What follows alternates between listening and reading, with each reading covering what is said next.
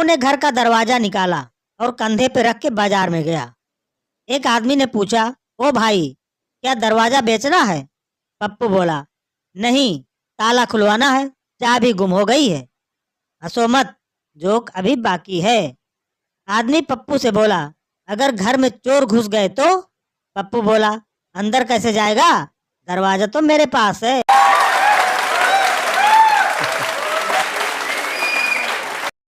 हिंदी में शब्दों का चयन देखिए। एक सज्जन से पूछा, भाई जी कहाँ थे, काफी दिनों से दिखाई नहीं दे रहे थे। उसने उत्तर दिया, पवित्र दीपावली मास में शकुनी वृत्त बस कौरव पांडव धर्म कर्म अनुसरण में मग्न था। श्री कृष्ण जी की जन्म स्थली की यात्रा और कुछ दिन कृष्ण जन्म स्थान पर निवास करने का सौभाग्य प्राप्त हुआ। सारांश, जुआ खेलते हुए पकड़े जाने के कारण जेल में बंद थे।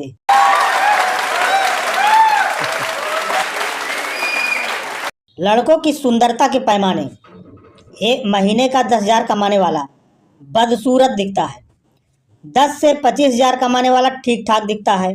25 से 50,000 वाला एवरेज लुक्स। 50,000 से 1 लाख अच्छा दिखता है। 1 से 2 लाख वाला लड़का सुंदर है और 2 लाख से ऊपर एकदम हीरो है, हीरो। इसी पैमाने पर आप बताइए, आप कैसे दिखते हैं?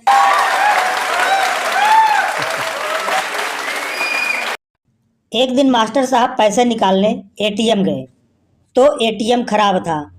चेकबुक मास्टर के पास थी तो बैंक चले गए। वह 1,000 का चेक भरकर कैशियर को दिया। कैशियर बोला, सर 5,000 से कम पर चार्ज लगेगा। मास्टर जी ने दूसरा चेक 6,000 का भरा तो कैशियर ने 6,000 मास्टर जी को दे दिए। अब मास्टर जी 1,000 जेब में रखे और 5,000 की जमा की पर्ची भरकर कैशियर को थमा दी।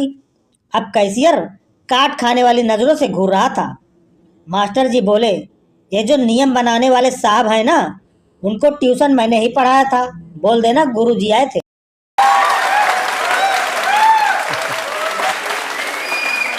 चंदू को सरकारी नौकरी का नियुक्ति पत्र मिला। उसे लेकर वह कार्यालय में हाजिर हुआ। सभी कागज देखने के बाद हेड क्लर्क बोले, बाकी सब ठीक है, परंतु तुम साथ में ये सोडा बर्फ और नमकीन क्यों लाए हो? चंदू बोला, सर नौकरी के नियुक्ति पत्र में लिखा था कि आपको क्वार्टर भी दिया जाएगा। हेड क्लर्क अब तक तब से छुट्टी पर गया हुआ है।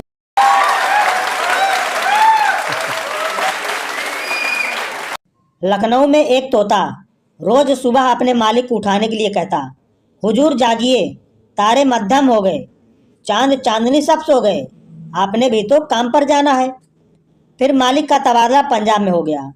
1 हफ्ते के अंदर तोते ने पंजाबी सीख ली। फिर तोते ने कहना शुरू किया, उठ ओए कंजरा, सूरज सिर ते चढ़ आया है, ते हल्ले तिकर मंजे ते पया है, अज कम पते तेरा प्यो जाऊंगा।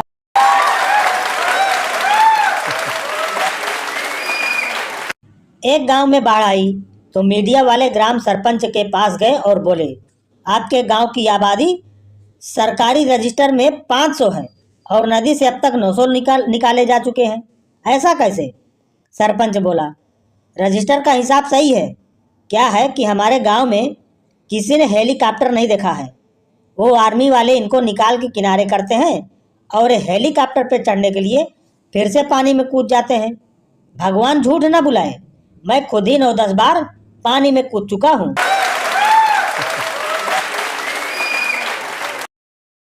शहर की लड़की की शादी गांव में हो गई। लड़की की सास ने उसे भैंस को घास डालने को बोला। भैंस के मुंह में झाग देखकर लड़की वापस आ गई। सास बोली, क्या हुआ बहू? लड़की बोली, भैंस अभी कोलगेट कर रही है माँ जी। सास बेचारी बेहोश। एक हैदराबादी कस्टमर, मेरे को चेक डालना है, कब तक क्लियर करते? बैंकर, 2 या 3 दिन में क्लियर हो जाता। हैदराबादी, दोनों बैंक तो आमने सामने ही है, फिर इतनी देर काहे को? बैंकर, सर प्रोसीजर फॉलो करना पड़ता। अगर आप कब्रिस्तान के बाहर एक्सीडेंट में मर गए तो आपको घर को लेके जाते, घुसल देते, कफन पहनाते, जनाजे की नमाज पढ़ते या फिर मरते ईद सामने की कब्रिस्तान में दफन करते। हैदराबादी, ऐसे खतरनाक एग्जाम्पला नक को दे रे बाबा, समझ गया मैं।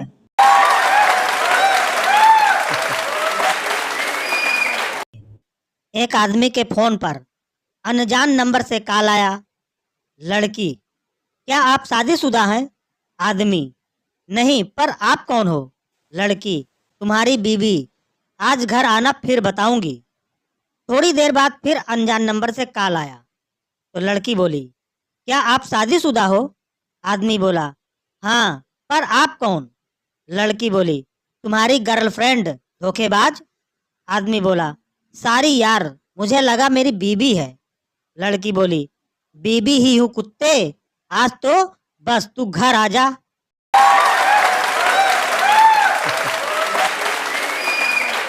पति पत्नी की लड़ाई हो गई।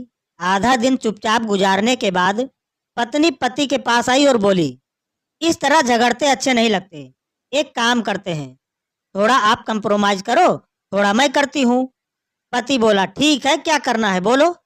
पत्नी बोली, आप मुझसे माफी मांग लो और मैं आपको माफ कर देती हूँ।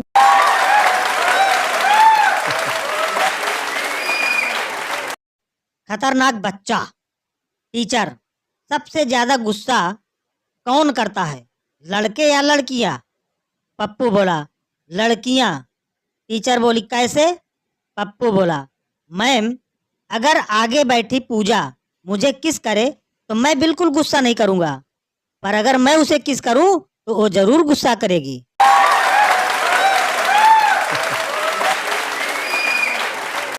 प्राइमरी स्कूल में मैडम जी गहरी नींद में सो रही थी।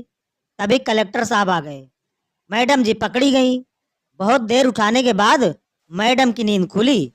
नींद खुलते ही मैडम कलेक्टर को देखते ही बोली, तो बच्चों समझ गए ना, कुंभकर्ण ऐसे सोता था। कलेक्टर साहब बेहोश।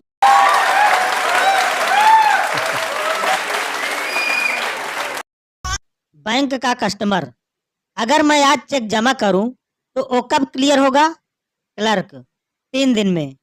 कस्टमर, मेरा चेक तो सामने वाली बैंक का है, दोनों बैंक आमने सामने है, फिर भी इतना समय क्यों? क्लर्क, सर, प्रोसीजर फॉलो करना पड़ता है ना। सोचो आप कहीं जा रहे हो और बाजू में ही शमशान है, अगर आप शमशान के बाहर ही मर गए तो आपको पहले घर लेकर जाएंगे या वहीं निपटा देंगे? कस्टमर बेहोश।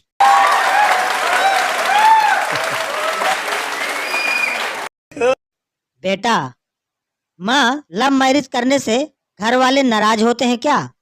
माँ बोली, बेटा, तू जरूर किसी चुड़ैल के चक्कर में होगा और यह सब तुझे उसी डायन ने कहा होगा।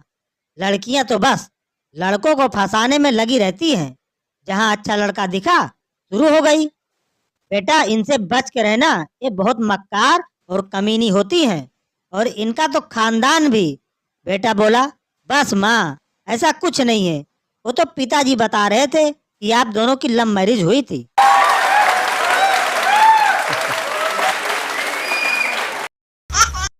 प्रोफेसर ने हिंदी क्लास में पूछा, गाली की परिभाषा बताओ। स्टूडेंट बोला, अत्यधिक क्रोध आने पर शारीरिक रूप से हिंसा न करते हुए मौखिक रूप से की गई हिंसात्मक कार्यवाही के लिए चुने गए शब्दों का समूह, जिसके उच्चारण के पश्चात मन को असीम शांति का अनुभव होता है, उसे हम गाली कहते हैं। प्रोफेसर बोला, आपके चरण कहाँ हैं प्रभु?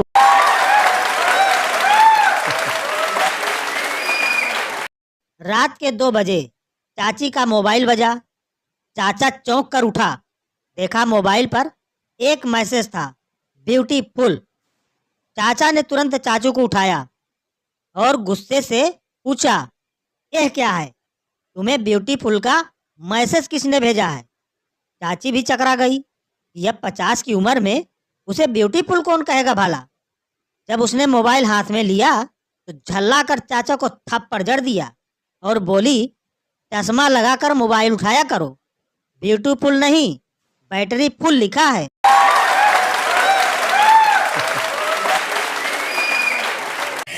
एक महिला 3 बच्चों के साथ बस में यात्रा कर रही थी।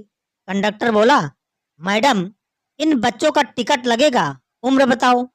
महिला बोली, पहले वाले की 2 साल, दूसरे वाले की 2.5 साल और तीसरे की 3 साल। कंडक्टर बोला, मैडम टिकट चाहे मत लो, पर गैप तो 9 महीने का रखो। महिला बोली, करम फूटे, बीच वाला जेठानी का है, तू टिकट काट, मोदी की तरह ज्ञान मत बांट।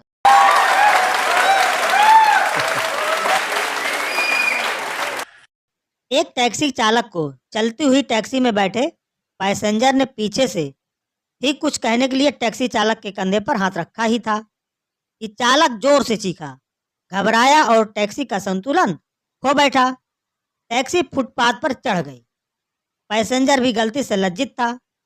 टैक्सी ड्राइवर से माफी मांगी और कहा, मुझे नहीं पता था कि मेरे हाथ लगाने से तुम्हारा ध्यान इस तरह भटक जाएगा।